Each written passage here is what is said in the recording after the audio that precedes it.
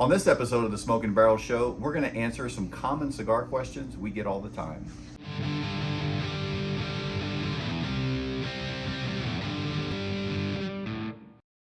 Hey everybody, on this episode of the Smoke and Barrel Show, we're going to answer some common cigar questions we get all the time. So I'm here with Kyle from Route 7 Cigars in Sterling, Virginia.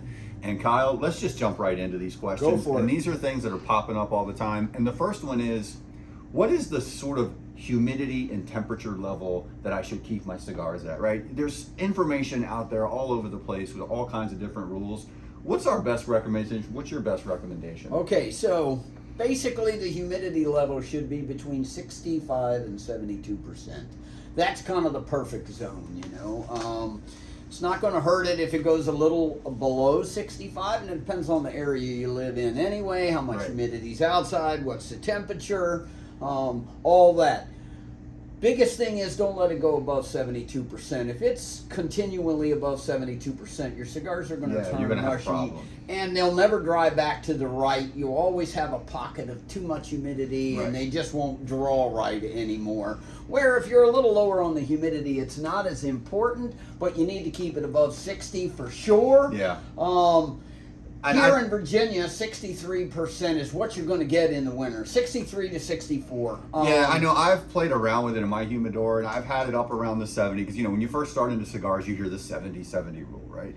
So I kept it up around 70. I actually notice a difference now. I keep it at about 68 on the humidity level. I find that I get a better burn. Is that 2% making that big of a difference? Probably not, but it makes you feel comfortable, so that's why you do it. You know, I mean, yeah, it's whatever you're comfortable with. Right. People go into panic under 63, you know, well, no, it's okay for a little bit, but you need to work on it to get it back up to at least that number. 65 to 72 again being perfect. Okay. Now the temperature. We're going to the temperature. Temperature is important only because you don't want that cigar to go above 75 degrees. At 75 degrees, you're going to get a tobacco beetle, larva's in the leaf.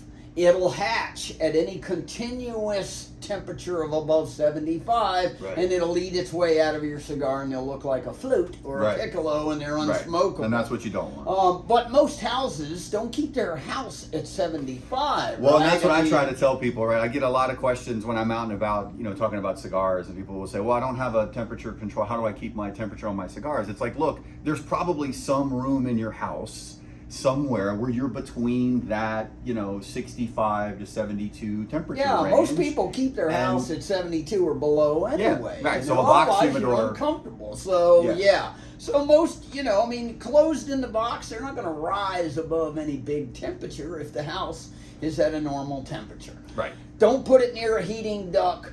Not near any light where the sun's coming in the window or whatever. Why you would put your humidor in a window, I don't know anyway, but just to say it, you know. But yeah, keep it away from, you know, heating elements or whatever, and you'll be fine. So the range for the humidity is 63 to 70? Yeah, 65 to 72 is perfect. If you're at 63, you're okay, especially in the winter in Virginia where you're having trouble getting the humidity And then up. the temperature range is? Just keep it below 75. Just keep it below 75. All right, you'll be good. All right, perfect. So the next question we get a lot now is, how long can my cigar last outside the humidor, right? So maybe I'm traveling for the weekend, or maybe I'm just running around town, I'm hanging out with the boys for the evening or whatever it is, and I'm taking some cigars with me, you know, do I need that Boveda pack? So, and by the way, guys, I'm smoking the Aladino Sumatra. This is a new cigar. Right, limited edition. Yeah, limited edition. It's only going to be out a short period of time. Yeah, this is a really good cigar, so check it out. So anyway, how long can my cigar last? Okay, if you're buying it in a store, you went into a store and picked up some cigars or whatever, the rule is about 3 or 4 days before it starts to dry out in any, you know, or affect the cigar anyway. If it's in a bag, 4 days max. Cellophane helps for that reason, to carry it around or whatever. You're not damaging it, and it kind of keeps the humidity in. But anything really over 3 days, you want to get a Boveda pack or put it in a humidor and keep it. If it's uncellophane, couple days. Yeah. Because an uncellophane cigar really rapidly picks up that it's not getting any humidity. And how am I going to know? So here's the other thing that happens. Like, I'll run into people, sort of amateurs in the cigar world, and they'll be like, yeah, I've had these cigars, they've been sitting on my desk for the last 3 months, right? Okay, so that's obviously a bad thing, but if I've left it out too long, how do I know? How will I know when it's coming? Is there like a test? Right, yeah, so grab the cigar, put it up to your ear, and roll it. You should hear no crackle, no sound whatsoever if the humidity is right. And yeah, just no sound. Yeah, but if it's over humidified, which also happens, people put it in their box. Yeah. Press the cigar with your hands. Yeah. If your fingerprints stay there, it does not bounce back. It's too much humidity. It should automatically bounce back when you squeeze it. Yeah, and even like this cigar here, right. it's got a little bit of bounce in it. Like I can feel it, right? Right, So you tell it's not too exactly. dry. And yeah, you don't hear any crackle, it's not dry. No Perfect. fingerprints, That's bad. right humidity. Yeah. So yeah, so that's pretty much the idea.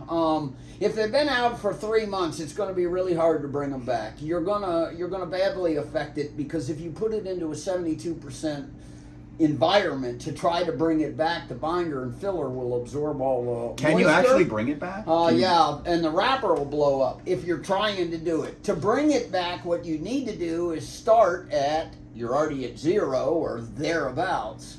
Take it to 5 or 10%, and that's by putting 2 or 3 drops in a paper towel, putting it in a bag, letting it set for a couple days, and put 2 or 3 more drops. What you're doing is bringing the humidity Bring it down slowly. from 0 and slowly bringing it back up to See the if right it'll bring it back. humidity so it won't explode on you, because it will. The wrapper has nowhere to go. If the binder and filler absorb it and take it in too fast, the wrapper's going to blow off. All right, awesome.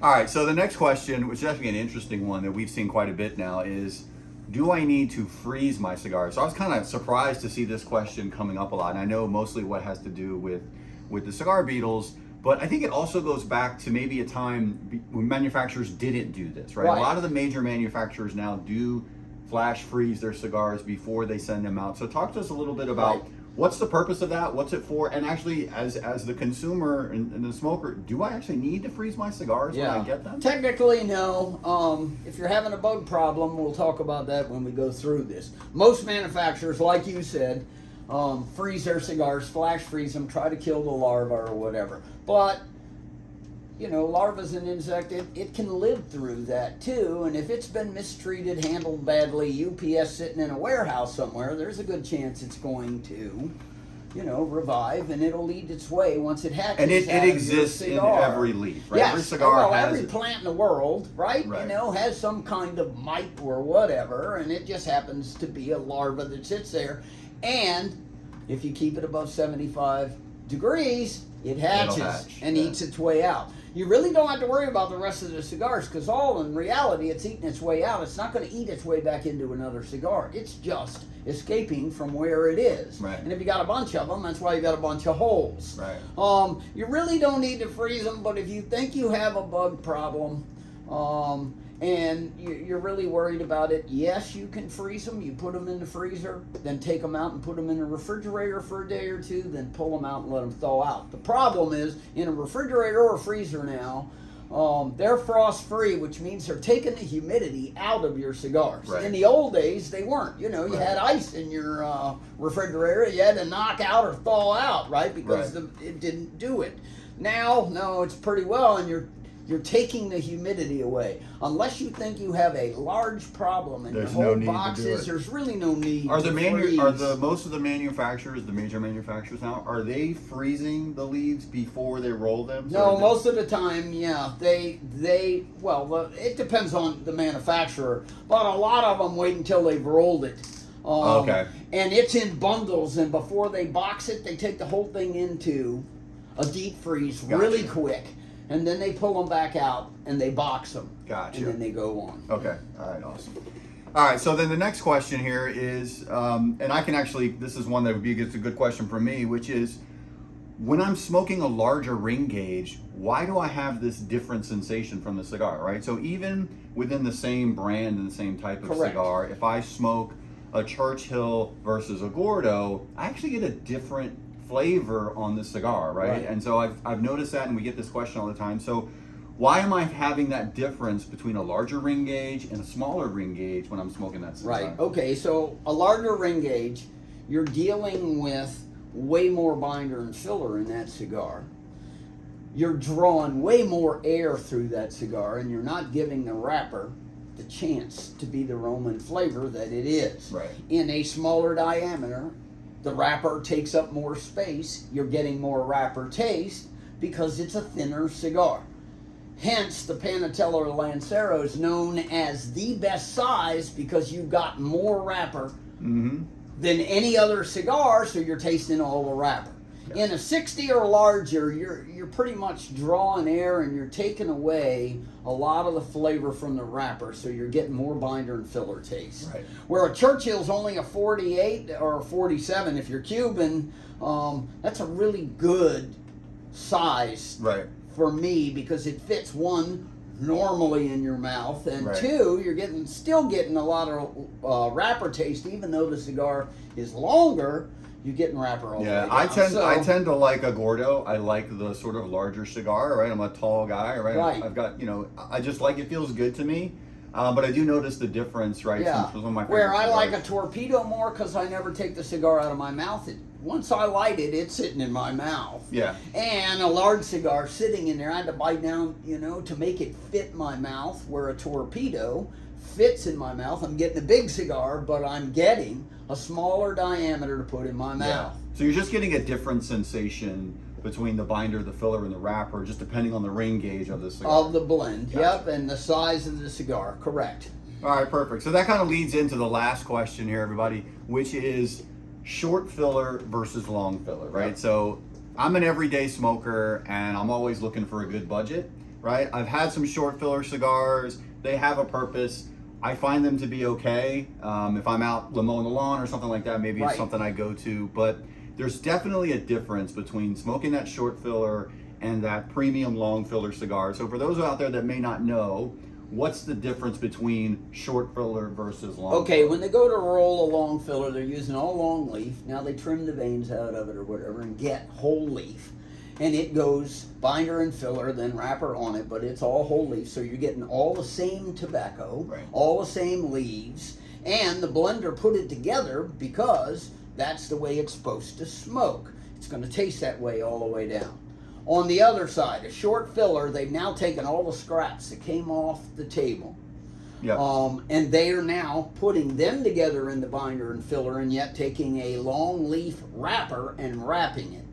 The difference is it's not going to burn the same because you're looking at pieces now, right? Not one long leaf. Right. So you'll get more ash. It may fall off more often or whatever. The other thing is the taste is not going to stay the same all the way through because it's not all the same leaves. It's not all the same now. They leaves, just right? picked up whatever they had. Yeah, that's on the other table. question, right? Is like, are they at least taking scraps from the same cigar? No, they're just grabbing it all together and they're making it. Now that's why it costs still today $2.50, but it's a great cigar to take, as you said, mowing the lawn. Yeah, it's a good budget cigar. Going to golf, yeah. Because you're treating a cigar like crap when you're going on a golf course. You're setting it down, you're picking it up, it goes out, it lights. Yep. Yeah, you take the expensive cigar and smoke on the 19th hole. Yeah. The other 18, short filler is fine or a less expensive. It's also got a much easier draw on the short filler, right? That's kind of the thing that throws me off a little bit, right? Is that the draw is like so easy. Yeah, it's almost like a straw because there's no resistance because it's not long leaf. Yeah, perfect. Yep. Okay. All right, so listen, everybody, those are some common questions we get all the time. I hope you got some value out of that. Don't forget to click like and subscribe, and also check out the website for Route 7 Cigars, Route 7, number 7, cigars.com, and ask for Kyle at the Sterling shop. Yep, or Chris and Kevin at the Leesburg store. Yeah. And we'd love to hear your comments. Click it down at the bottom and get back to us.